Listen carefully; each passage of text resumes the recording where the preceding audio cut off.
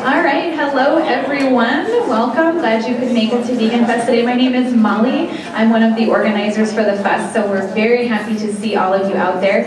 And I wanted to welcome you to our 2 p.m. talk with Robert Grillo. Robert Grillo is the founder and director of Free From Harm, which is a nonprofit dedicated to farm animal advocacy and education. Robert is the author of the new book, Farm to Fable, which is available here today. So please help me welcome Robert Grillo for the Farm to Fable presentation. Thank you, Molly. Thank you for coming. So, as Molly said, my name is Robert Grillo, and I'm the founder and director of Free From Harm. Free From Harm is a nonprofit dedicated to farm animal rescue, education, and advocacy. I'm very honored to be here with some great speakers, and I want to thank all the organizers and volunteers who devote a lot of time to put on a festival like this so that we can just kind of walk in and do a presentation. They make it very easy for us. So I'm very grateful to all of those people. So I want to tell you what the basis is for Farm to Fable and how I came to write the book and develop this presentation, which is really my kind of keynote presentation and really kind of the cornerstone of my work. And so it occurred to me that there's lots of great resources out there for the why vegan argument. There's some great resources about the health, and which you'll hear from Neil Barnard later today, about the health argument, about obviously the environmental argument. There's some great reasons to eat a plant-based diet because of environmental and climate change, climate mitigation reasons. And of course, there's the ethical reasons for avoiding animal suffering and minimizing our impact on animals, right? But it occurred to me that there was very little, if nothing, that I could find, which was really about society at large, and asking some fundamental questions, which has been a question that I've struggled with for years, and that is, why do people feel that they have a right to consume and use other animals? I mean, obviously in other ages, it could be argued that, well, people didn't have a choice, or it was the only food available for them at the time. But the fact is that we live in an age now where we can make other choices, right? So in an age when most of us could easily reach for a different place on the store shelf, why do we continue this practice? That's something that fascinates me and that I've devoted my many years of work to, trying to answer that question. Well, I argue in my book and in this presentation that the reason, or the answer I should say, is twofold. I think the reason why we continue this practice is, number one, we have beliefs and values about consuming animals that remain unchallenged. We don't talk about that. It's almost kind of a taboo subject. Some of us do, but when we do raise these issues, we get attacked because we represent something that challenges the status quo, the dominant power structure in our society, which is squarely based on animal consumption and domination. The second part of the answer for why we continue to consume animals is that the fictions of popular culture continually reinforce our beliefs. In other words, we tell brands and culture and the media what we want to hear and what we want to see. And they filter that back to us through very kind of elaborate and sophisticated fictions and stories which make us feel good, make us feel reinforced and verified that our beliefs are proper. Well, it's time to question all that, and that's what Farm to Fable is all about. So this presentation is in 3 parts. The first part is I want to talk a little bit about propaganda and how fictions are, why they're used, why they're important to think about and to understand. And then the second part is what I call it's like a sample gallery of the different kinds of fictions that I talk about in the book. Many different kinds, and concrete visual examples that you will see in your everyday life. And my hope is that maybe by looking at them through this lens, that maybe you'll walk away and say, you know, when I go to Whole Foods the next time, I might think very differently about that packaging that has the, you know, lovely cow and calf on the dairy, you know, the milk package. So we're going to look at the fictions, and then the closing part. If this is of interest to this audience, are there any people here that consider themselves environmental or animal activists or advocates? Yeah. At all? So then I think I will devote about 5 or 10 minutes towards the end to talk about what does this all mean for those of us who care. You don't have to be an activist, but if you care about the issue, then we want to know, and I always get asked, what do we do with this information? So we have a better understanding of the fictions of animal consumption. What does that really, you know, how do we, you know, work with that in our life? So, but first I want to tell you a little bit about my background. I have a background in marketing and design, and I started out, I kind of stumbled into it when I was in my 20s. I live in Chicago. I came here from Chicago today, by the way. And a few people out there.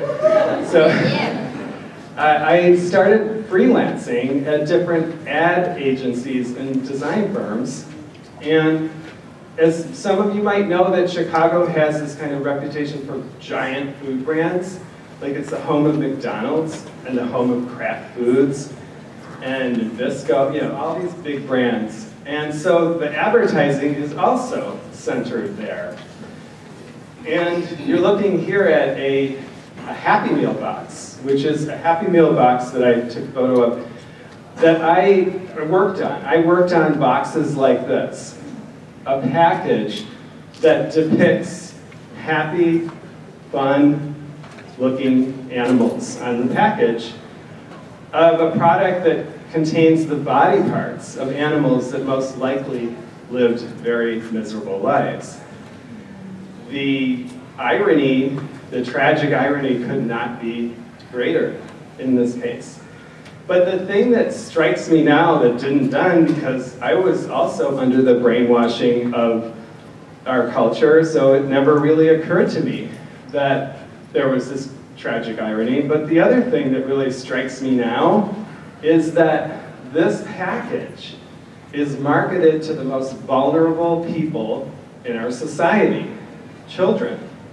It's marketed directly to children.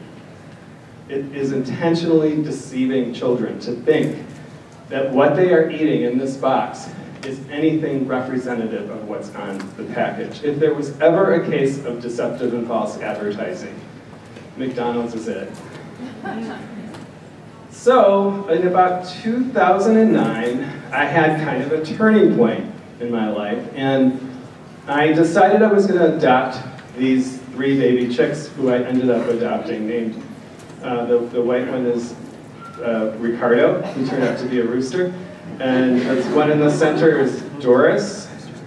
She lived the longest, and then the little black hen chick is Danita. So these chicks came from a school hatching project. A friend of mine was a school teacher at Chicago Public Schools, and they have these chick hatching, programs where kids get to see chicks hatch, but then they don't have any homes for these birds, and then they have to find places to adopt them, and people don't know anything about raising chickens, like me at the time either. But I impulsively decided I was going to adopt 3 of these chicks and raise them into adulthood. And the reason why this was such a wake-up call for me was because I was taught that chickens, turkeys, cows, and pigs, the animals we consume, that we commodify, were just animals that had no identity, okay? And what I learned was that everything I had learned prior to this experience, this first-hand experience of raising these birds, was that all that I was taught was a lie. It was one big lie. That if you give these birds, or any of these animals, a chance to express themselves, their personalities are going to come out, just like a dog or a cat's personality. And they're going to bond with you. Because by virtue of being domesticated, which means centuries and centuries of human domination, turning specific species into animals that we can use for certain purposes, by virtue of being domesticated, it means that they are totally dependent on us for their very survival. They are dependent on us for food, water, shelter. If they don't get those basic things, they die. Their life depends on us. So, because of that, they bond with us. They often attach to us, and that's exactly what happened here. These three birds became members, loving members of our family, and just like any cat or dog, so, you know, when people would kind of laugh and think it was funny, I would say, well, you know, what's funny is the mental disconnect here, that we think these animals are so different. They're not any different. They look different from cats and dogs, but they don't act very much different.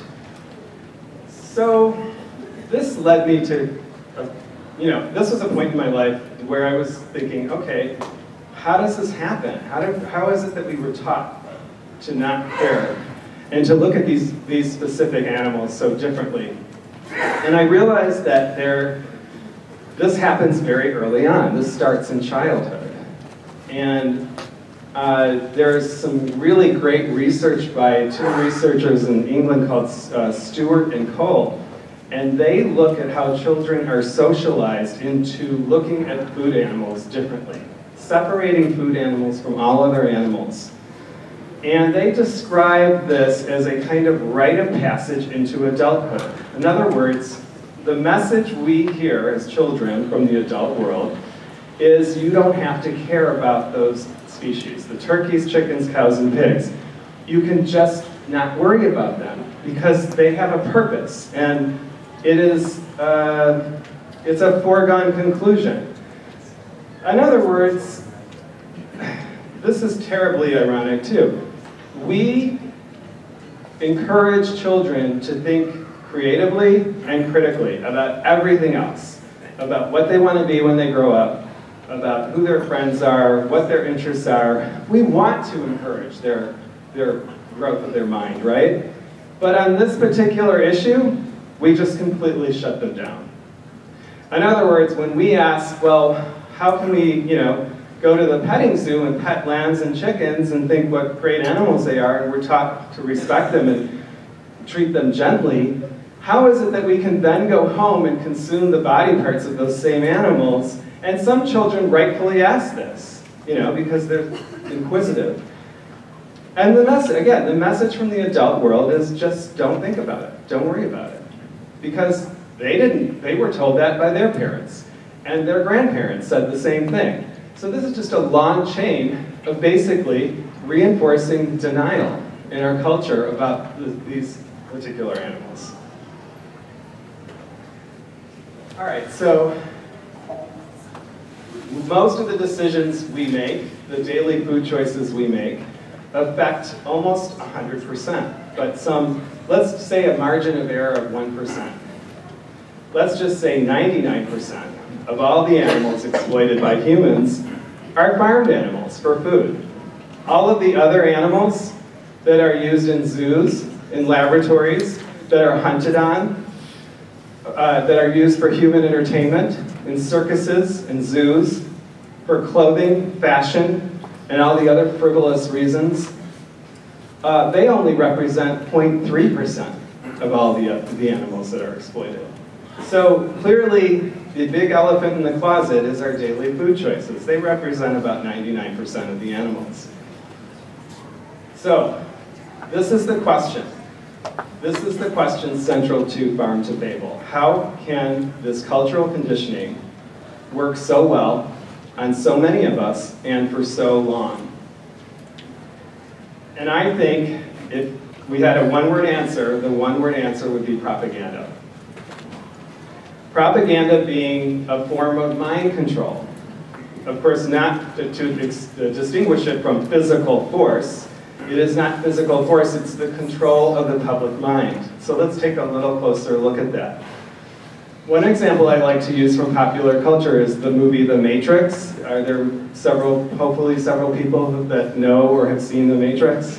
So The funny story about this is that my neighbors across the alley, the Wachowski brothers that created The Matrix, and Sense8, the Netflix series called Sense8, and other great films, their production studio is across the alley from my house, so I've actually met Lana Wachowski.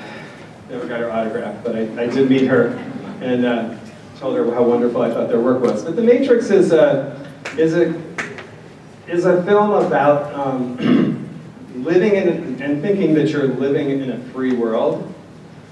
It's about a human race that doesn't know that it's under the control of the Matrix. It's under the control of an artificial intelligence that is controlling humans and their behavior. And so there's a protagonist in the film, his name is Neo, and he's believed to be the one who can save the human race and truly liberate the human race from this Matrix. So he's given an ultimatum, he's given a choice to either take the red pill or the blue pill. And the red pill represents truth, and the blue pill represents fiction. He takes the red pill because he wants to be part of the solution.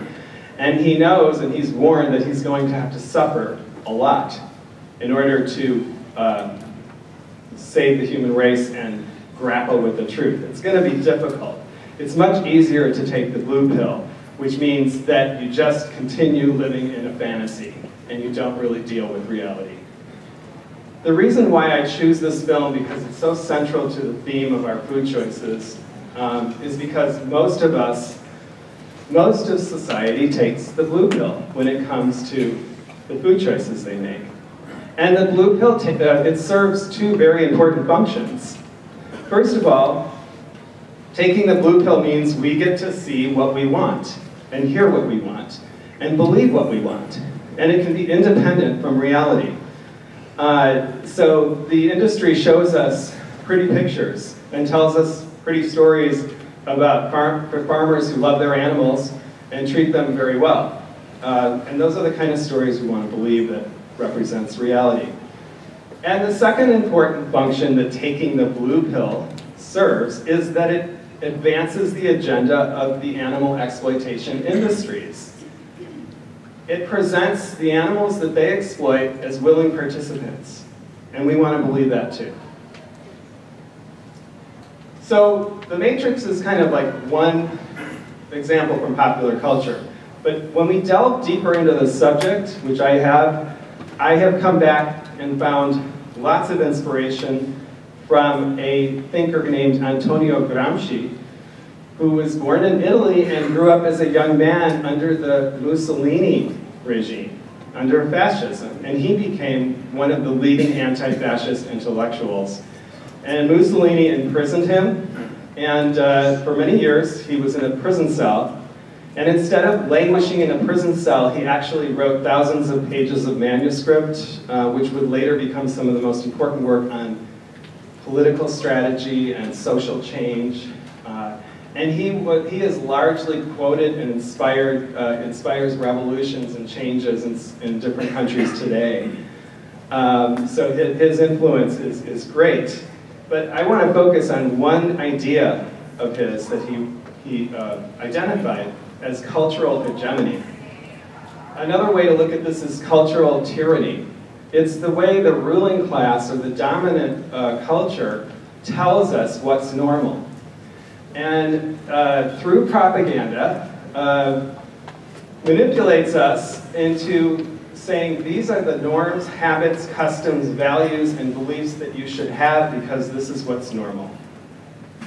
He also shows how propaganda became an essential controlling mechanism for fascism and other totalitarian regimes. And one could credit Gramsci largely for being the ideological force for getting Europe out of fascism.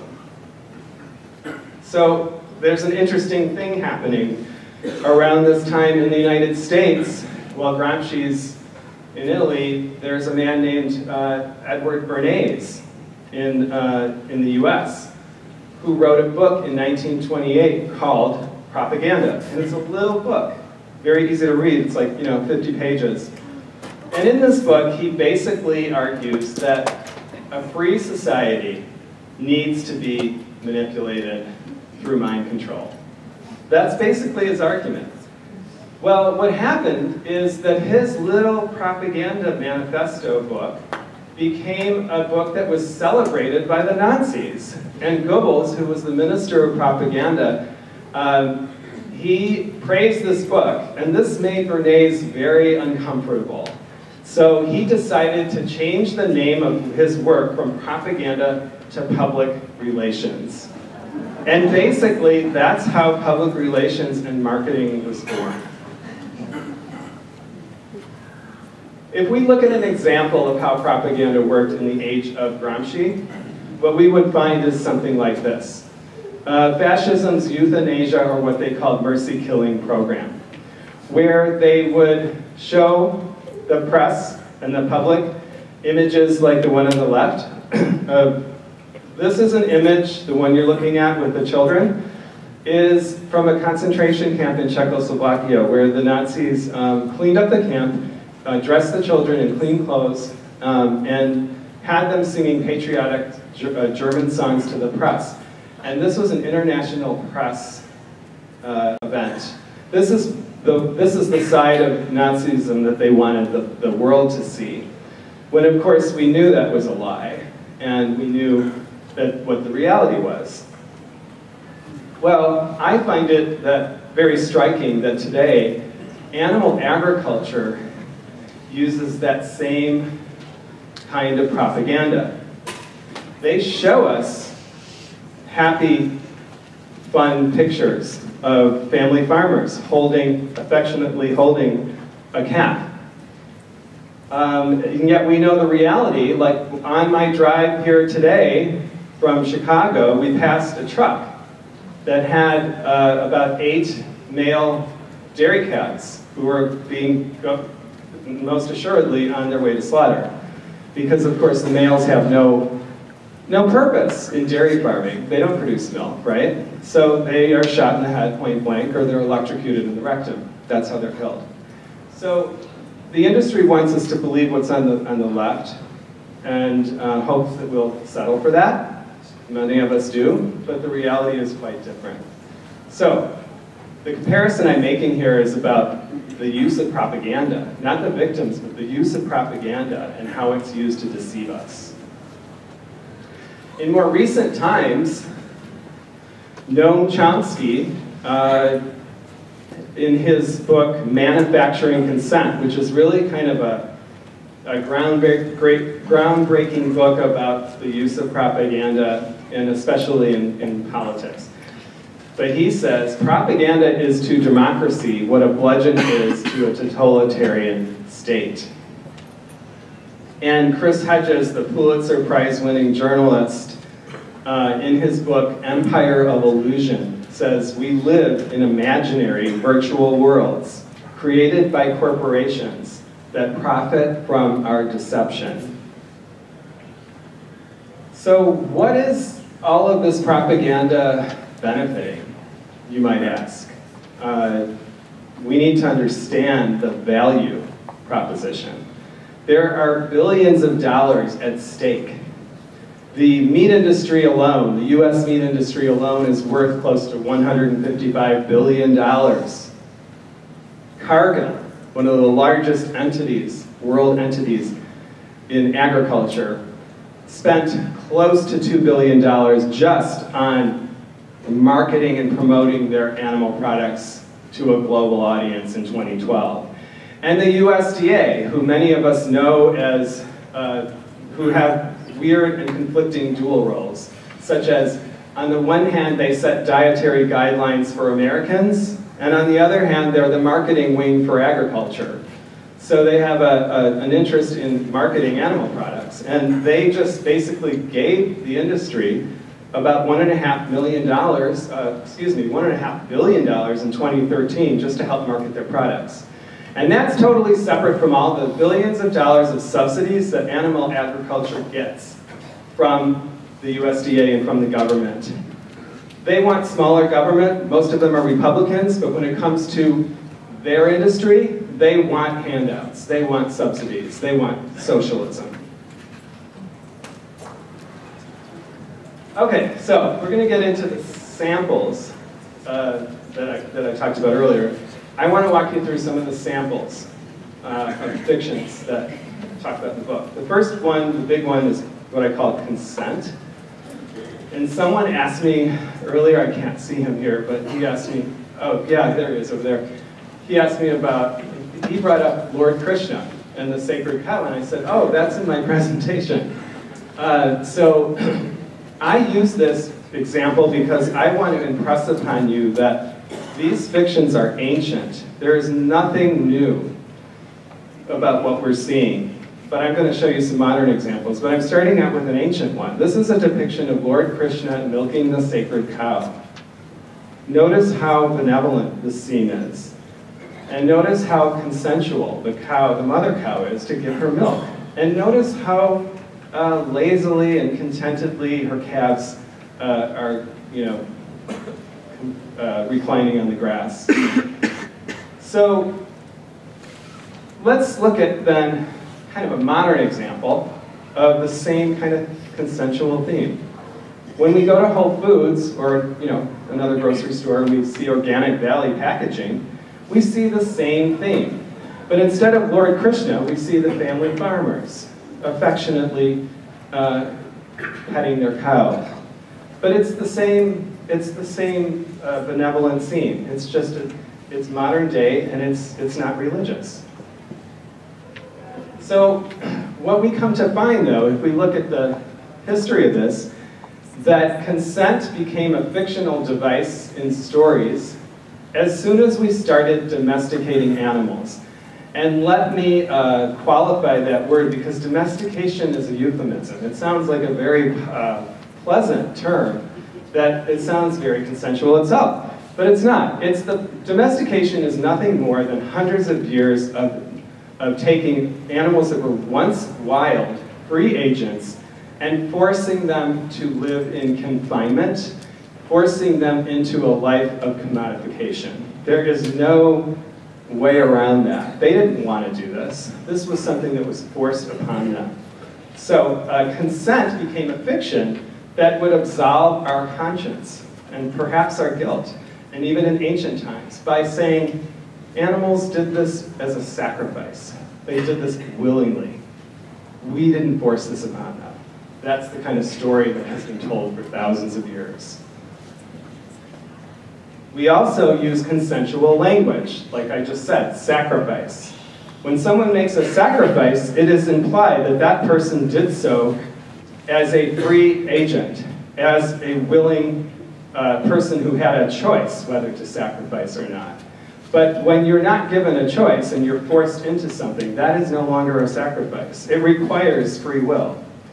But we say that always that animals give us something, rather than saying that we take from them. So in other words, we say, yeah, the hen gives us her eggs, and the dairy cow gives us her milk, and the pig gives us his body for food, and they do this this is what they want to do. But actually, it's taking. What we don't want to say it's taking, because taking is synonymous with stealing. So notice how important the language that we use is for that, for reinforcing that. Another fiction that's very key to our animal consumption is what I call objectification. We represent animals as objects, like is in this striking case where you see the beer bottle opener is really the same design as the machinery that's used to cut off the beak of a newborn chick.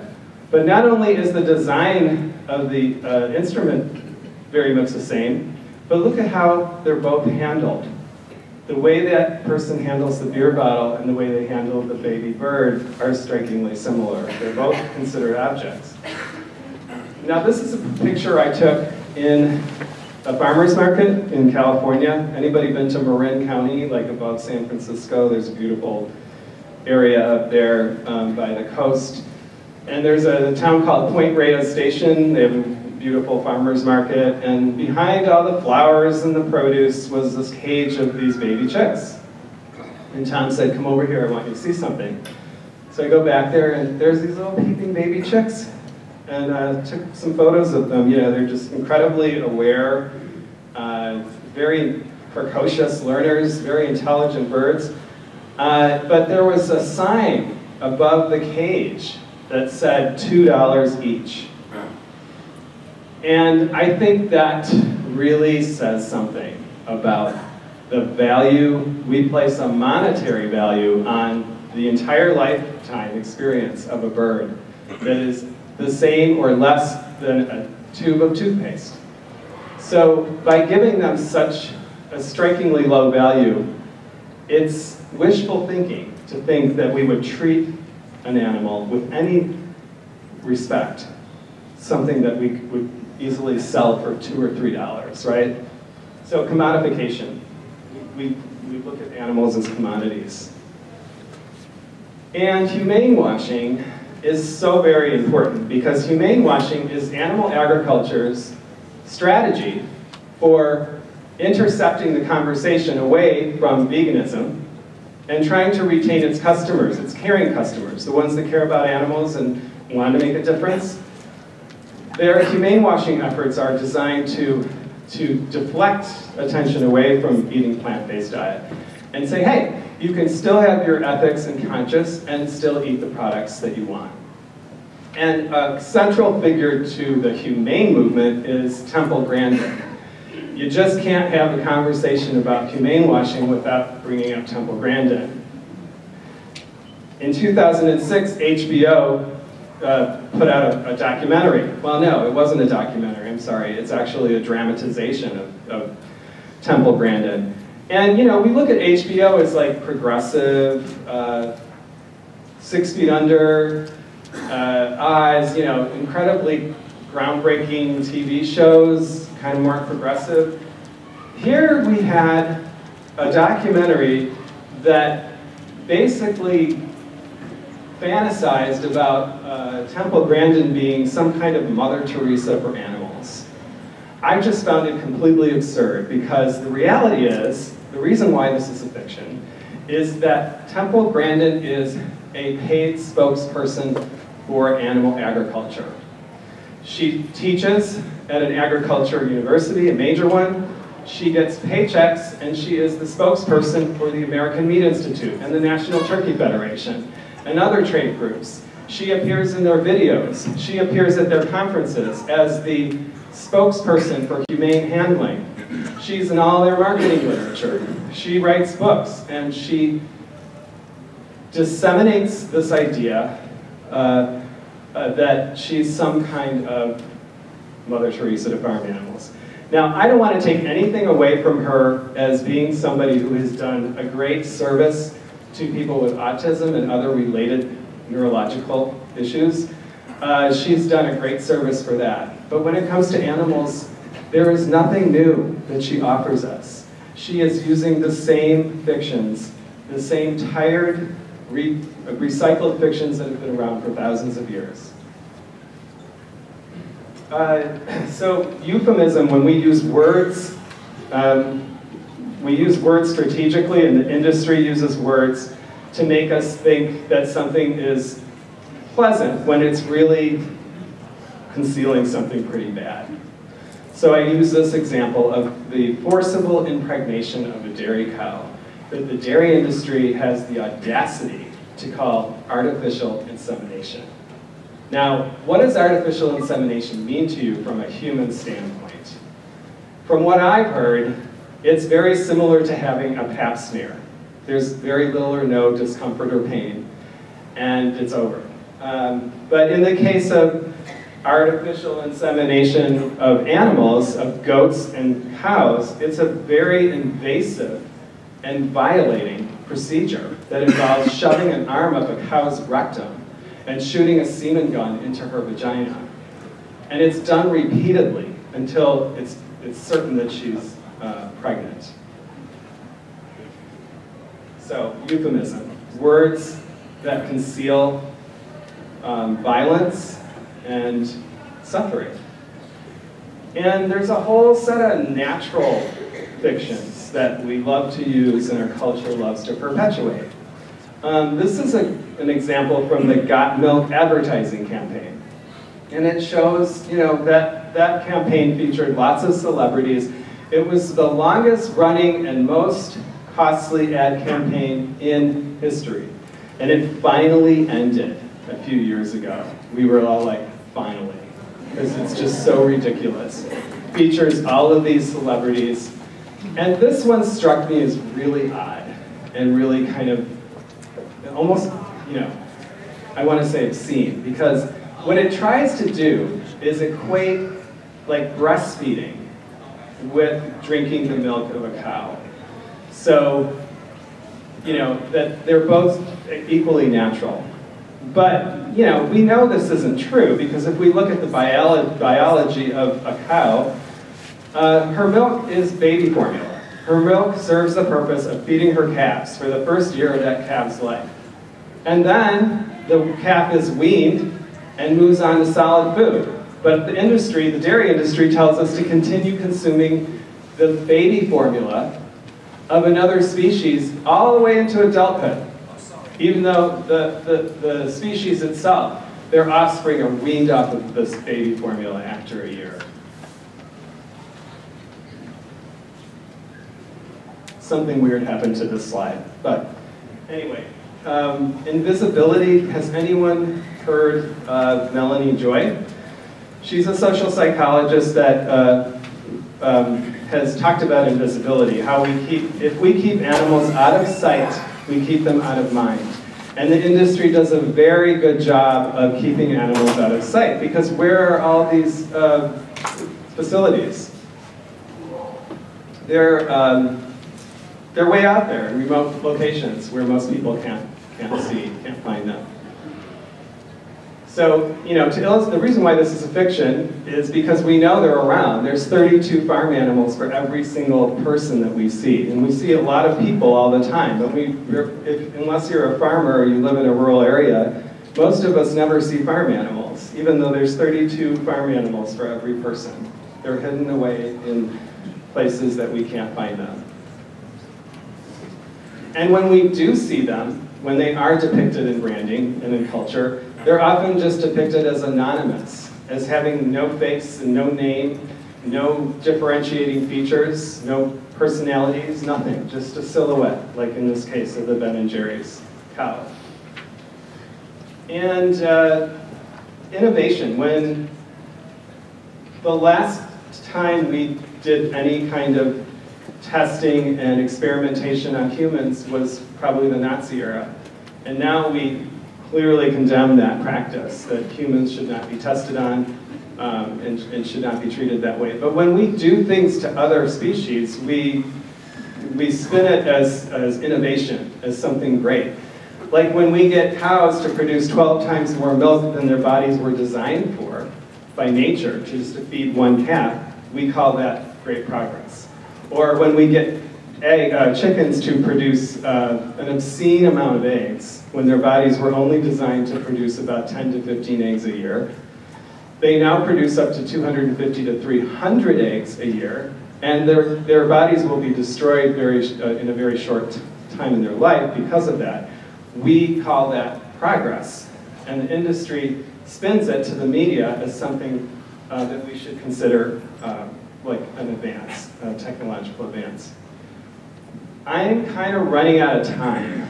I thought I was going to go faster through this, but I have lots more samples. What time is it? Do we have can we get a time check? 22. 2:42? Okay, I'm going to go for 5 more minutes or so. And then I'm going to open it up. Are there questions? Are there going to be comments? Because I was going to leave about 15 minutes for that. It looks like there's a pretty big group here, so I would say about 15 minutes. I'm going to just go to a couple more examples. This one is another example of innovation progress. What you're looking at is the postcard that was sold in travel stores in Chicago. It was a tourist destination. Can anyone guess what that was? You'd have to be a little older to maybe remember it. The stockyards? Yes, the Chicago Union Stockyards. Not only was it a massive meat packing and slaughter complex that used to be a wetland. But it was a tourist destination, and the founders did a very brilliant thing because they actually marketed it as a tourist destination, and almost 1 million people came to visit it. And the crazy thing about it is, Upton Sinclair wrote a book called The Jungle, and he covered the horrible conditions inside of the stockyards. But the amazing thing about it, the crazy thing about it, is that people came and they were horrified to see, animals being hung up by their legs and down conveyor belts and screaming and, being slaughtered while fully conscious. It was horrifying. But the whole fascination with the technology and how this was set up usurped that. So they were even more fascinated by this was the advent of the Industrial Revolution, and this was the future, which is really quite scary stuff. All right, so maybe I'll just, I wish I could get through more, but I think I'm going to end with this slide, and then I'm going to open it up to questions. Another important fictional device is how we portray ourselves as superior. And this Nissan Rogue television commercial does this very well. So the story is that this European-looking couple are whizzing through this European old village and down these corners and city streets, and there's bulls, there's black bulls, kind of like confronting them at different turns. And so it's kind of like staged like it's a bullfight, okay? And so at the end, they pull up in front of the Toro Steakhouse. And the guy gets out of the car and he looks at the bull, real shrewdly, and the bull kind of looks like he's going to charge him, and then he just decides to back off. The human wins. This is a very important concept, that they're actually going in to consume the animal that they just won a bullfight, kind of figuratively won a bullfight with. Because consumption is the ultimate act of conquest over other animals. When we consume them, they no longer exist, they're a part of us. So we've conquered them. And so, superiority used to sell cars. Meat is often used as a symbol of domination and power to sell all kinds of things that appeal to men. Cars, aftershave, all kinds of stuff. So lots of other examples to show you, and then I had the closing about how this informs our animal advocacy. But I'm going to leave it here, and I'm going to see at this point if there's any kind of comments or questions that we can take. So I'll take this gentleman over here. Yeah, that's a great point. Well, and that kind of, what you say embodies one of the takeaways that I talk about in the next section, which is about truth. And speaking the truth, because of the fact that we live in what we call now a post-truth era, because of all the fake news and all the crap out there. It's all the more important now to speak the truth and be truthful and dignified, because of the fact that we are living in a post-truth era, but also because we are struggling against an industry that is built on lies and equivocation about the animals that it victimizes. So any other questions that I can take, or comments? Hello? Yes? Yeah, Every 12 Seconds is one of the most amazing books I've come across. That's a really great book. And it's about a Yale University professor who actually, Timothy Packer, he actually worked in a slaughterhouse for about a year or two, and he really studied the social, psychological roles of different people in a slaughterhouse, and how everyone except for a very small group of people that are actually on the kill floor and doing the killing are totally separated from that. So it's a very, very interesting book. I'm really glad you raised that. And as far as Temple Grandin goes, there's lots of debate whether even her stairway to heaven, as she calls it, there's a lot of debate whether it really works, or it really makes animals more calm in their last few minutes of life on their way to having their got shot point blank in the head. But the fact is that only pertains to a very small percentage of animals, the cows, that are killed in that particular. It says nothing of the billions, of the 95.6% of all the birds and other animals that are killed. So I'm glad you raised that point. And I had someone over here that... I just was hoping you could speak briefly to your advocacy and what you suggest for advocacy. Oh, okay. Yes, well, I'm getting involved in lots of different kinds of advocacy right now that I would call intersectional, where I'm trying to build bridges with other groups that are doing workers' rights or women's rights or environmental justice, mitigating climate change, senior rights. I've been to all kinds of different groups, meetings, protests, things like that, and I'm trying to see how they do things. And I'm seeing lots of energy there that I think we could build on and we could draw from. I think we tend to be a lot quieter as advocates and a lot more accepting because we're not the victims. We're much more removed from it. But in my book, I talk about I talk about truth-centeredness and truth-telling and storytelling as a form of advocacy, how powerful stories can help change hearts and minds. And I could get into that with you maybe a little later. And the other thing I talk about as far as advocacy is the connection between beliefs and behavior. Because most of what we see in advocacy today, in environmental and animal advocacy, is asking for incremental behavior change. But my argument in the book is that until we actually start challenging beliefs and challenging society's beliefs, because brands are so powerful in appealing to our beliefs, they know that works really well.